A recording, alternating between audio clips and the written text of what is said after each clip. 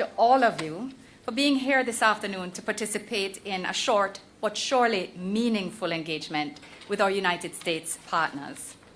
The relationship between the United States and the Caribbean spans more than 200 years, driven in large part by people-to-people contacts. That relationship, which also drives investment and spending, has developed its own seamless rhythm, not directed or influenced by the state per se. But at the same time, our governments have been strengthening our collaboration on a range of critical issues, from trade and security to energy and education. Most of you know that the United States has been our largest trading partner since the 1960s, and that Jamaica, like other Caribbean countries, enjoys preferential access for most of our exports to the US market. This takes place under the Caribbean Basin Initiative, which comprises the Caribbean Basin Economic Recovery Act and the Caribbean Basin Trade Partnership Act. Jamaica greatly values the market opportunities provided by this framework for both our traditional and non-traditional products, especially at this time when the macroeconomic environment is ripe for even greater private sector utilization of these arrangements. So with the SEBERA's WTO waiver expiring in December of this year, we were all deeply appreciative of the United States' decision to apply for an extension of the waiver until 2025. This has been granted by the General Counsel. Amen, indeed. The United States Caribbean 2020 strategy, which the Secretary will speak on later, sets the stage for even deeper engagement. Moving forward, we will intensify our efforts to address our shared priorities to combat transnational organized crime, to promote energy security, ensure healthy and educated societies, and to grow our economies. We are indeed committed to achieving economic prosperity and a stable and peaceful region. We look forward to the further strengthening of collaboration in these commitments, and in particular those that are aimed at strengthening private sector investment in Jamaica and the wider Caribbean. Ladies and gentlemen, it is now my great privilege and honor to welcome to Jamaica and to introduce to you our very special guest, the Honorable Michael Pompeo, U.S. Secretary of State. Secretary Pompeo has a very diverse background. He was born in California and calls Kansas home currently. He's a seasoned politician, and prior to taking up the office of Secretary of State, served as Director of the U.S. Central Intelligence Agency. Secretary Pompeo has been a successful businessman, mechanical engineer, U.S. Army officer, lawyer, editor of Harvard Law Review. Secretary Pompeo, well-rounded individual. I know, I hear the murmurs, sir. You have before you today an audience which reflects the importance that Jamaica places on her engagement with the United States. We're pleased to be able to facilitate this face-to-face engagement between you and the private sector and civil society groups. And I am truly looking forward to what is expected to be an insightful discussion following your address. Ladies and gentlemen, please join me in welcoming United States Secretary of State, Mr. Mike Pompeo.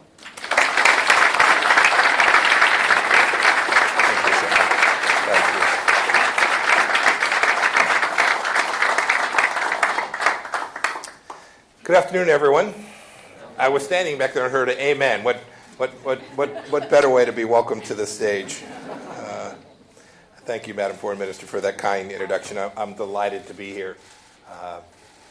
My first trip here as Secretary of State. It's my 9th trip to the region, and I'm thrilled that the United States and the region have come together in this important way. I want to recognize a number of friends who are here with us today. The Jamaican Prime Minister Andrew Holness, foreign ministers from the Bahamas, the Dominican Republic, Haiti, St. Kitts and Nevis, and St. Lucia. And I also want to say hello to Ann Don Young from the AmCham Jamaica and Keith Duncan from the Private Sector Organization of Jamaica. You're kind enough to host this event here today. Thank you so very much for that. The hospitality I've experienced here has been exceptional. I have now been invited, and my wife Susan knows it too, so we'll be here again. We'll come back and get a chance to see the Blue Mountains and the beaches one day, probably after I'm flying all around the world with such frequency. I very much wanted to come here. I've been thinking about this visit with you. I was struck in preparation for my trip by words from Luis Almagro, the Secretary General of the Organization of American States. It's what he said when he visited last week in Washington with me. He said that Latin America and the Caribbean no longer are out of sight for the United States. It struck me that that was an odd thing to say, given that we're such close neighbors. And yet, I think he was probably right. I think for too long, the United States focused on the Caribbean only when natural disasters hit. Too many U.S. officials came here to talk about aid and aid alone. I'm not going to give that speech today.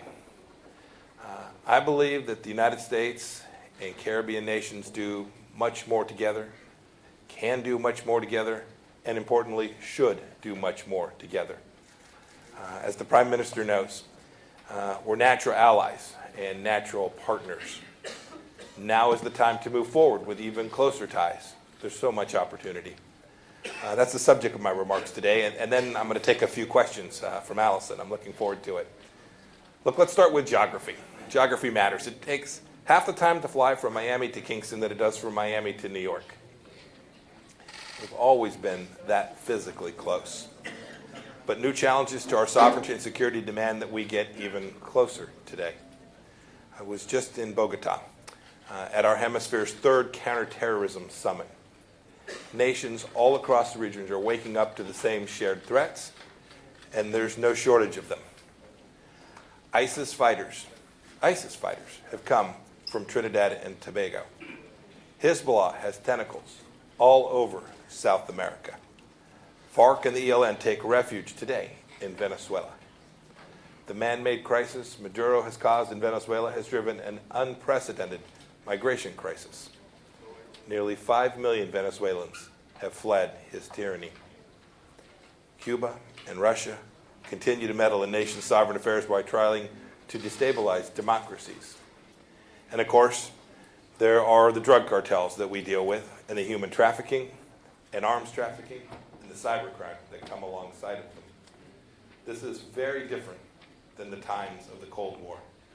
I was a young lieutenant in those days, and the challenges and the threats today that I face and we face together are very different. The bad guys are more sophisticated and more ruthless. And our nations have an obligation, therefore, for our very people to work in the interest of our shared security much more closely. That's what we're already doing in the Caribbean Basin Security Initiative. Now it's 10th year, a decade on. We're having incredible success seizing drug shipments. We're helping kids stay away from crime. And we stand ready, America stands ready to keep doing those good things in partnership with countries in the region. Let's keep moving forward on those closer ties. There too is, and we see this clearly as President Trump thinks about America, there's an economic imperative for getting closer. We've long been bound together by commerce. Foreign Minister talked about the United States being the largest trading partner in the region. As just one example, asphalt from Trinidad and Tobago makes up the pavement of Pennsylvania Avenue. That connects the White House and the United States Capitol. But our economic ties aren't defined by government aid or remittances from members of your communities that have come to the United States. We want to build economically sustainable economies, and it is possible. That success begins with good policies, sound policy. You all know the answer. Respect for the rule of law, property rights, a business culture that is friendly to entrepreneurs and risk takers. We know you're working on all of these things, and we are happy to help. We want the best for your people. Strong economic ties, too, matter in another crucial way. I talked about this in a speech that I gave in California last week. It's these ideas, this imperative is as true for St. Lucia as it is for Silicon Valley, where I gave those remarks. It's tempting to accept easy money from places like China. But what good is it if it feeds corruption and undermines your rule of law? Well, what good are those investments if, in fact, they ruin your environment and don't create jobs for your people? There's a better alternative. We all know it, and we can all achieve it together. Western firms, American firms, operate according to values proven to produce good deals and quality work, the work that we do in democracies. Things like transparent contracts, the respect for the rule of law, honest, straightforward accounting practices. That's why I'm proud to be America's Secretary of State and advocate for American companies to come and want to participate and invest in places like Jamaica and the region. Look, some of those great businesses are represented here today. They reflect our sincere desire for a partnership in prosperity. We can grow all of our nations together. It's why we've launched what we now call the Growth in Americas Initiative. Jamaica was a charter member during the December kickoff in Washington, and we look forward to including many more countries. We want to help each of your countries catalyze private investment in infrastructure.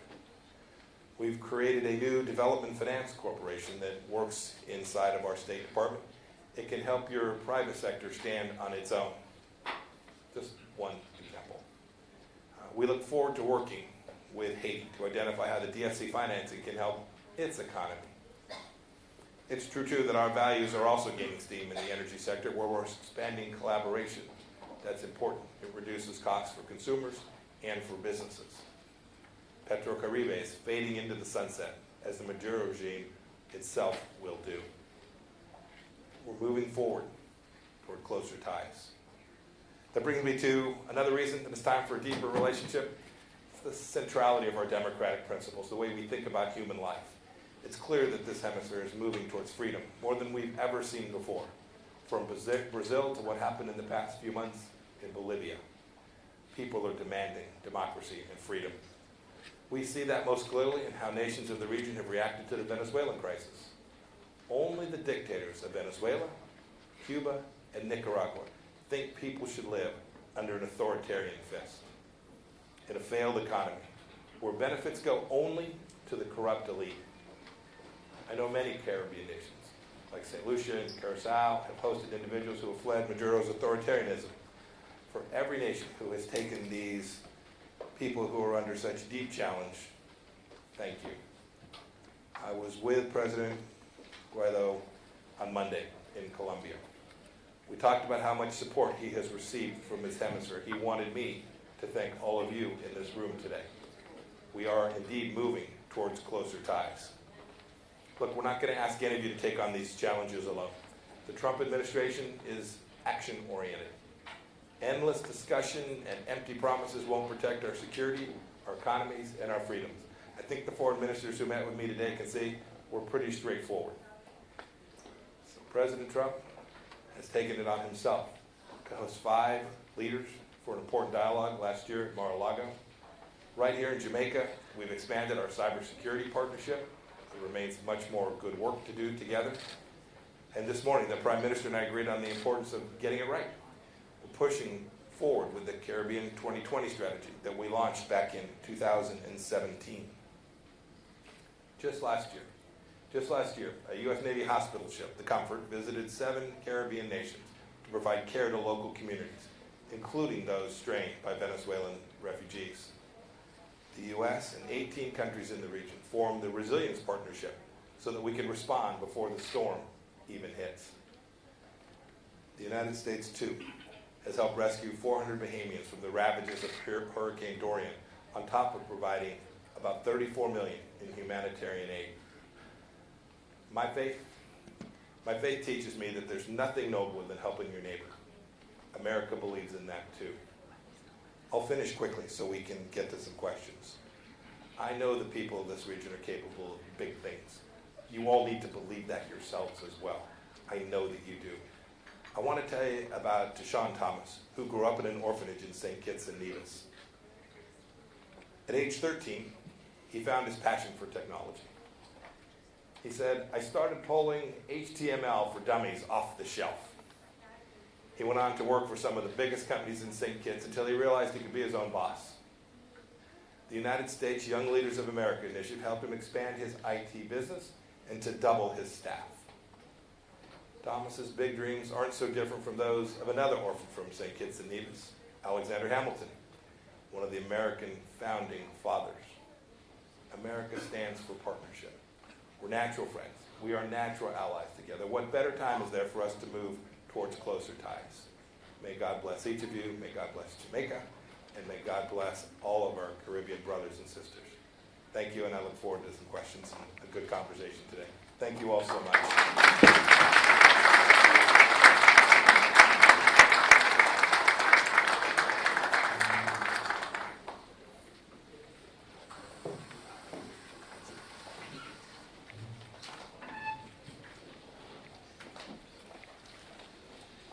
Thank you all.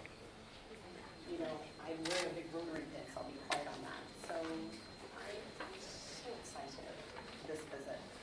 I'm the past president of the American Chamber of Commerce in Jamaica, and on behalf of Ann Channing, the associate, as a business community, we want to thank you for this visit, and we really welcome the opportunity to sit down and talk. The U.S.-Caribbean relationship is so important to us, and we're glad to hear that we're natural allies, we're a natural fit. But I have some questions. Why Jamaica? Why now? Well, why now is because I couldn't get here sooner.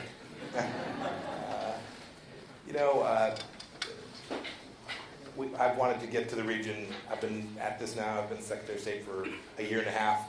I very much wanted to get to this region. I've had a chance to meet many of my counterparts from the Caribbean at events in New York, at events in Washington, at events in South America and other places. But I wanted to come. I wanted to come to the region because it is so natural. It's not about America forcing this relationship, or frankly, these countries forcing a relationship on America. It fits, right? It works, and it's important. It's close to where we are in the United States. We have citizens from each of these countries that come and live in America. We have Americans that come live in each of these countries as well. It's natural. It fits, and when it fits, when the values don't align and you try and build a relationship, you are pushing. There's grinding. When you work to build relationships that are based on this fundamental set of values and principles, it works. It's not that. It's never the case that you agree on everything. At least I've not experienced that yet. If any of you have, please come explain how that all works to me. But there's always different interests, and there's to and fro, and there's places where there's conflict or there's non-overlap. That's all fine. But when the values and principles and the ideas of democracy and freedom and the protection of the human dignity for every human being are shared, then you can do great things together. You acknowledge the places you have different views. You work to get to a better place for both nations, and then we each have the responsibility to deliver for our own people. So even though it took so long to turn attention to Jamaica and the Caribbean, what is it about the Trump administration that would make you really want to focus on this? What's different? Yeah. First of all, I don't think it's taken that long. It just took that long for me to physically get here. I think we've been working on it since noon on January 20th, 2017. It matters because President Trump values democracy and freedom. And President Trump is incredibly focused on making sure that economic prosperity drives growth all around the world. President Trump, he came from business. So did I. Before I came to Congress, when I lost my mind and ran, I ran two small businesses in Kansas. One of them was a machine shop, and one of them was in the oil field industry. They were both small companies. The leaders in the Trump administration understand what economic prosperity is based on. It's based on the rule of law. You have to have court systems that work. You have to have an education system that drives entrepreneurship. Risk-taking has to be rewarded. When we look at countries in this region, it fits. It's natural. They're natural partners and allies. And so whether it was the president's meetings at Mar-a-Lago or the vice president's phone calls and trips, we think this is the place where we can work together on economic issues where we can grow the American economy and in turn grow economies in the Caribbean. We also know that there's an important security relationship there. I saw this. My previous gig was as the director of the Central Intelligence Agency. I watched the risks from narco-trafficking, from cartels. I watched terrorism seep into the region. I could see that as our countries worked together and we were able to share information about threat streams, about emerging risks, I watched us be all better, right? Collectively better at reducing risk for every citizen, each one of our countries.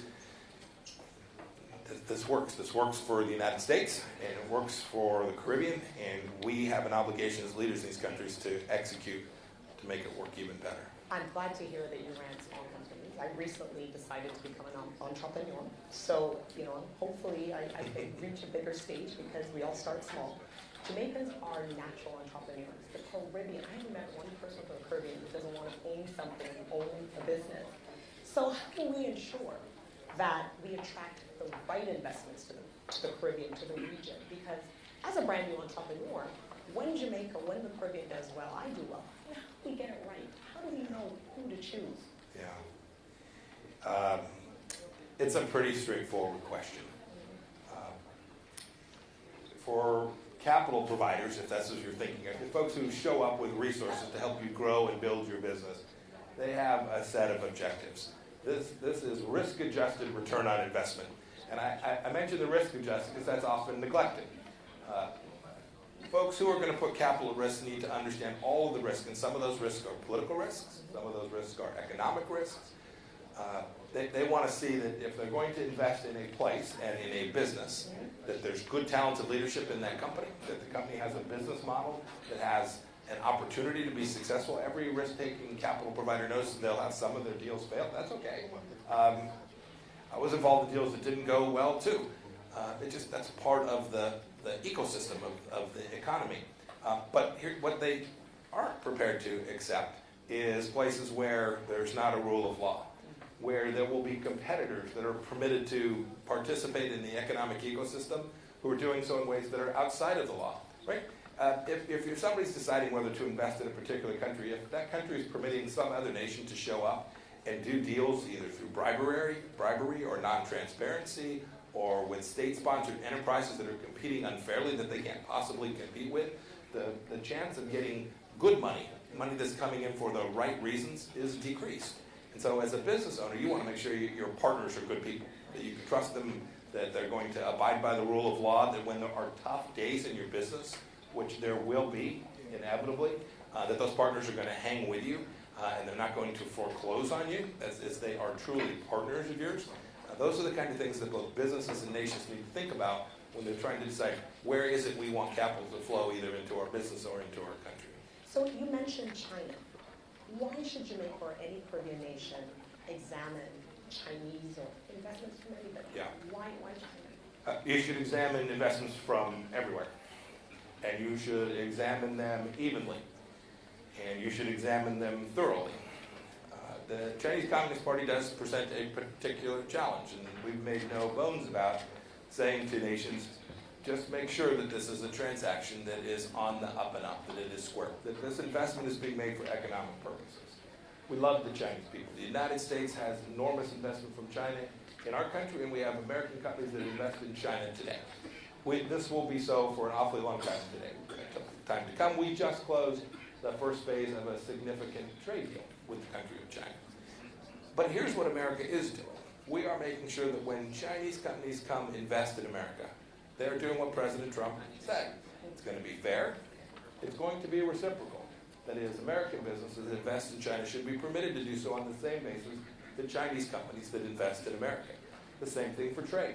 If there's going to be a tariff in one place, it ought to be reciprocal. We simply want to compete on a fair and level basis. Last thing, it has to be the case that the rules that are set up lead to transparency. You owe it. We all owe it to the people of our nations to make sure that when foreign direct investment is taking place, that it's coming truly for the right reasons. That it's not coming for a national security reason, to put at risk the privacy of the citizens of Jamaica, right? It's not coming to have a political outcome, that it's truly an economically based. It is a risk-adjusted return on investment being sought by that capital provider. When that's the case, if it's a European company, great. If it's a company from Africa, fantastic. If it's a company from the Caribbean, so much the better. But every nation has an obligation to make sure that the money that's coming to the country is doing so for the betterment of its people and not for some political or national security purpose. You know, I like tying our investments as a country to businesses because you really are a Sure. big business. So you mentioned in your speech the rule of law, competitive markets, the fight against corruption. It's hard to get all of that right. Yep. So we want to thrive.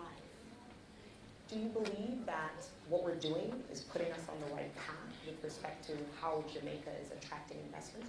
As a business person looking at Jamaica, what can we do to attract more investments to Jamaica and the Caribbean region from the United States? It's pretty straightforward. I do think Jamaica's on the right path. I absolutely think so. I think, frankly, it's on a high path from a pretty high level already. Right?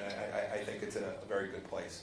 When you think about how you build it out from there, look, there's always making sure that people around the world know. So there is this element to make sure that you're communicating about the value of the investment proposition, the investment thesis in your business or in your company.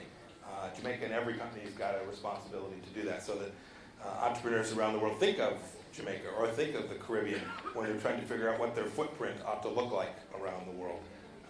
And then you just have to be rigorous to make sure that those entrepreneurs know that you value them, that you want their capital, you want their ingenuity. And then the last piece, and this isn't primarily a foreign policy matter, we all have to make sure that we're doing everything we can to ensure that we're developing human capital inside of our country. Absolutely. That we've got the resources, the brain power, which ultimately drives decision making for entrepreneurs all around the world. They need to know when they come to a place, wherever that is, whether it's to Kansas or to Kingston, that they know they're going to have the right people, the right workforce, the right talent to help their business be successful. I'm glad you said that because USAID has been so instrumental in the Caribbean and in Jamaica. I speak from experience from Junior Achievement and what it has done for financial literacy, what it has done for Jamaicans learning financial literacy. But pivoting a bit, what role do you see Jamaica and the wider Caribbean playing in this hemisphere? If we get our people moving in the right direction, what role should we play? Well, that'll ultimately be up to your Prime Minister and to your people. We look at Jamaica, we see a great role model for the region. We see it's a country doing good stuff, has got the right model for economic growth, the right model thinking about security, not only for itself but for the region, and also projecting the right value set. Every country, you talked about USAID. America does its best where we can to make sure that every nation and every people has an opportunity for freedom and democracy. We care about that independently of something tangible that might flow to the United States. I hope every country will use a little bit of its time, a little bit of its treasure, a little bit of its brain power to make sure that others outside of their own country also have that same set of opportunities. It does always reflect back and benefit the nation that tries to model that type of behavior. I like that. And from a perspective of human development, how can we partner with the United States to develop our young people? Because our future is bright, because we have beautiful kids, we have brilliant children.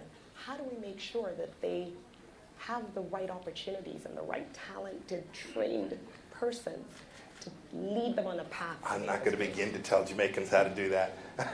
You all will figure that out. It's great. We have Americans that come study here.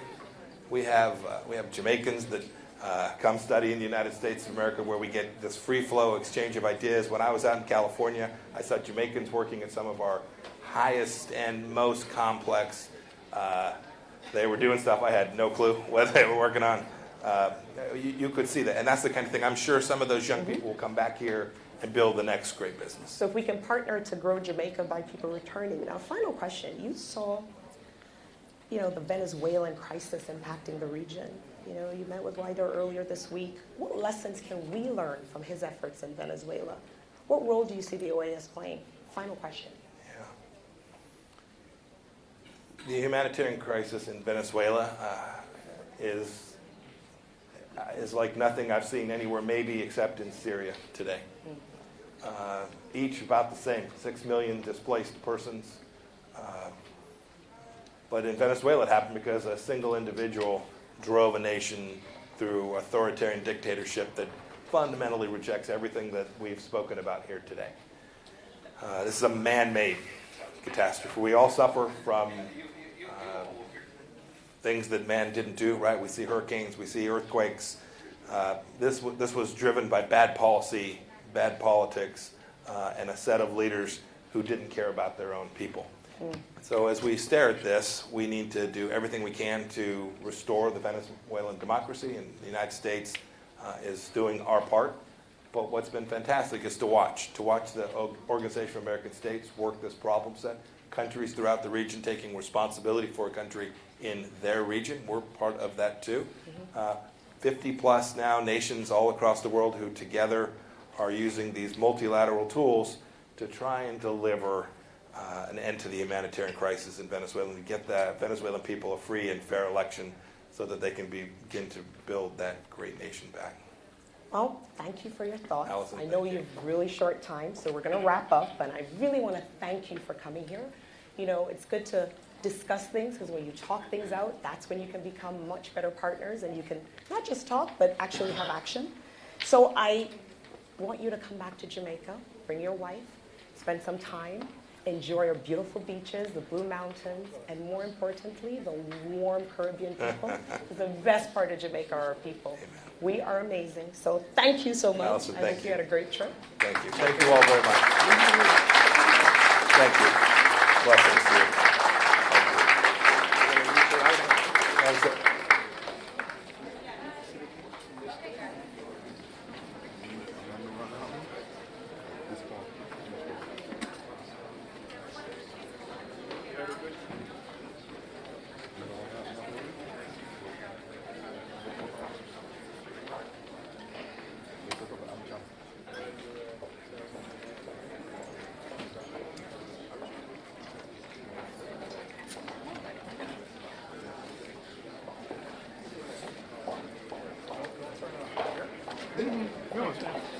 No problem, no problem, sir.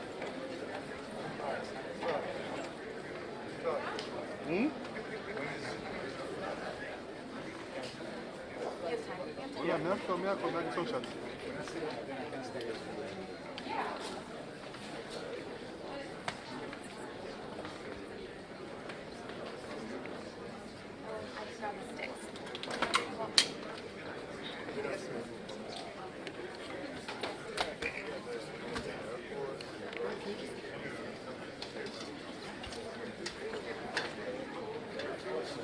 You said Dennis, man? Dennis, boss,